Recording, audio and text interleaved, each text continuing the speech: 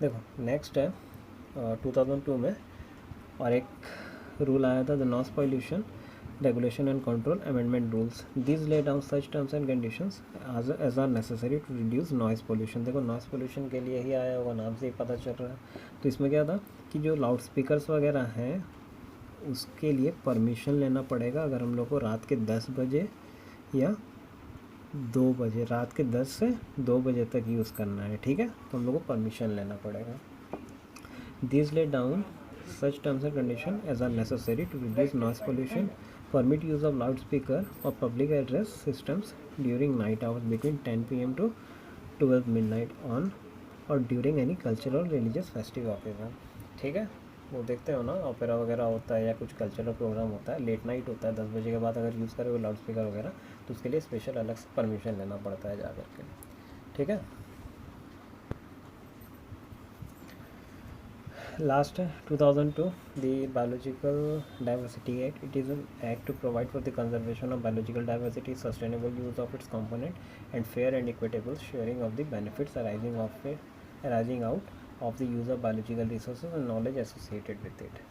देखो सिंपल सा एक्ट है कि जो भी मतलब बायोलॉजिकल डाइवर्सिटी है, जो भी नेचुरल रिसोर्सेज हमारे मिलेगा उसको इक्वली यूज़ करने के लिए मिलना चाहिए सबको। ऐसा नहीं कि जो मतलब रिच है उसको ज़्यादा मिल जाए, पुअर को कम मिल जाए। अनइक्वल डिस्ट्रीब्यूशन नहीं होना चाहिए, इक्वल यूज़ होना चाहिए जो भी नेचुरल रिसोर्सेज मिल रहा है, ठीक है।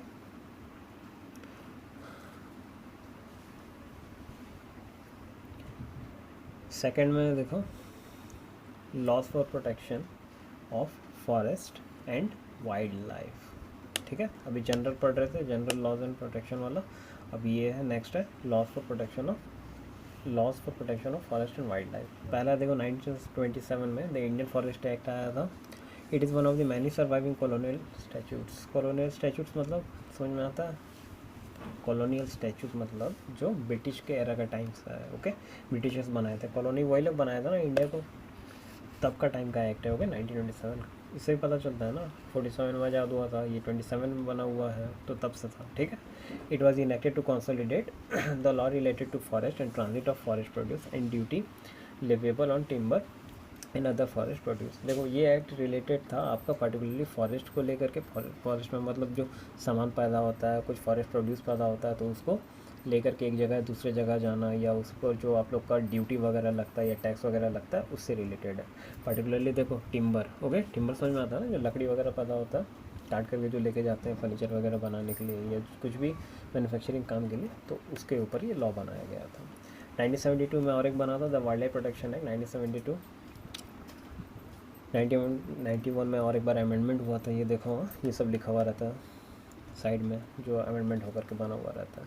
It provides for the protection of birds and animals. नाम से ही पता चलता है वाइल्ड लाइफ प्रोटेक्शन मतलब बर्ड्स एंड एनिमल्स के प्रोटेक्शन के लिए बना होगा। For all matter that are concern to it whether it be their habitat or the water hole or the forest that sustain them, ठीक है। प्रोटेक्शन के लिए बना था बर्ड एंड एनिमल के लिए, और जहाँ पे वो लोग रहते हैं, जिस हैबिटेट में वो लोग रहते हैं या वाटर पे रहते हैं या फॉरेस्ट में रहते हैं, उसमें भी उसका भी प्रोटेक्शन के लिए, ठीक है। ऐसा नहीं खाली मतलब वहाँ का जानवर को प्रोटेक्ट कर दो, उनका हैबिटेट को बर्बाद कर दो, या उनका रिवर पॉन्ड वगैरह जहाँ पे रहते हैं उसको बर्बाद कर दो, नहीं। जहाँ जो जानवर है उनको तो सेव करना है, प्रोटेक्शन देना है, प्लस जहाँ पे रहते हैं उसको भी प्रोटेक्ट करना है हम लोग को।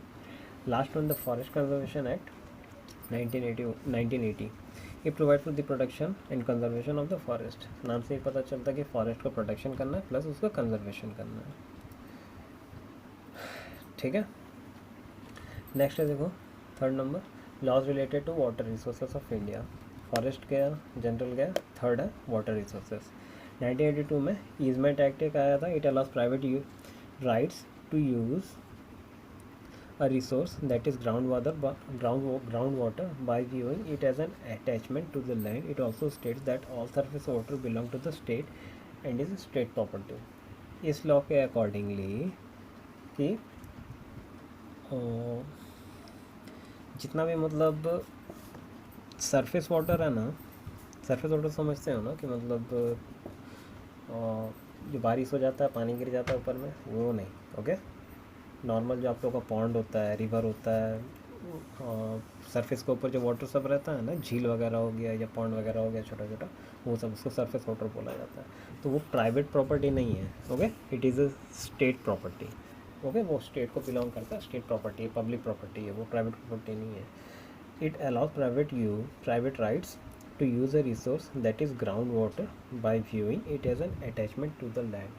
सरफेस वाटर को लेकर के वो तो गवर्नमेंट का प्रॉपर्टी बता रहा है, state property, private public property बता रहा है, बट ग्राउंड वाटर किसको बोलते हैं? जो कुआं होता है, देखे हो ना, बोरवेल खुदवाते हैं या जो कुआं होता है वो लेकर के प्राइवेट ओनरशिप क्लेम किया जा सकता है। घर में देखे हो ना, बोरवेल खुदवा लेते हैं या कुआं खुदवा लेते हैं तो उसको प्राइवेट ओनरशिप में रखा जा सकता है, प्राइवेट राइट उसको दिया जा सकता है ओनली ग्राउंड वाटर को, but surface water state property होगा, ठीक है। तो ये लॉ उसको डिफाइन करता है।